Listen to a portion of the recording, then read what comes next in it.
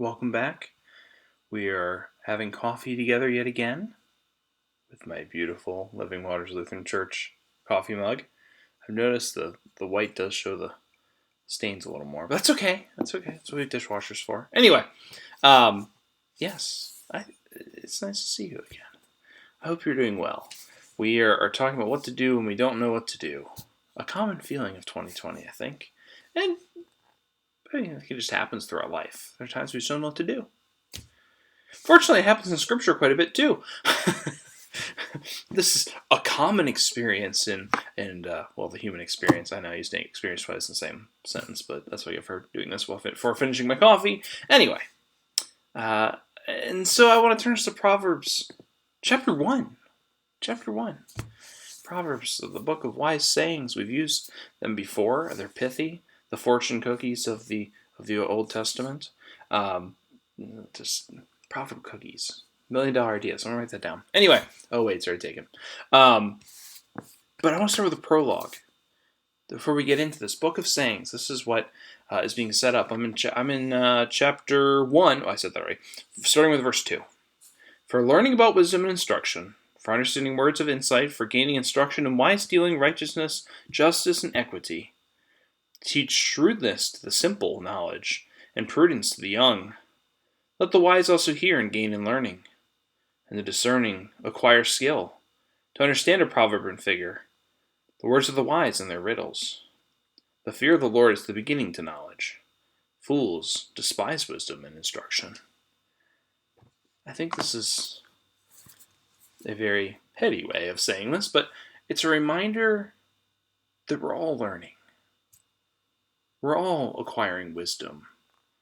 It's only God that has all the wisdom already. Even Albert Einstein talked about he was always learning new things. And I love that approach. I mean, if Albert Einstein can learn, surely we can learn too, right? We're learning about faith. We're learning about life through our experiences.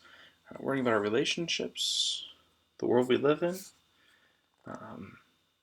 And like I said, in wisdom. We're all on this journey together. And the distinction, notice, is fools despise wisdom and instruction, the process of learning, right?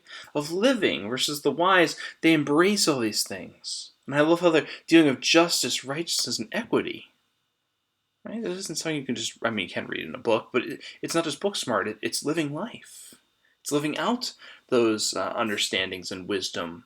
That's where it truly sets in. And so, I think by setting this up, we have this wise book. It's not that just by reading this book you're going to become really smart. It doesn't hurt. Learning's good. But you're going to have to live it. And you're not always going to get it right. But the wise, they like instruction. They like continuing in this journey. I get things wrong all the time. I think we all do, if we care to admit it. If you're a Bears fan, there you go. You got that. Okay. Anyway, stay nice. It's also this book is the epitome of wisdom, right? It would have been approached in the Hebrew community as this is, one of the highest highs. The smartest will be able to digest and live out this. But that's not what it says. It says we all are doing this. We're all gaining wisdom from God. It's interesting, God teaches through life, through others, through scripture and word, and all these things. God's a wonderful teacher.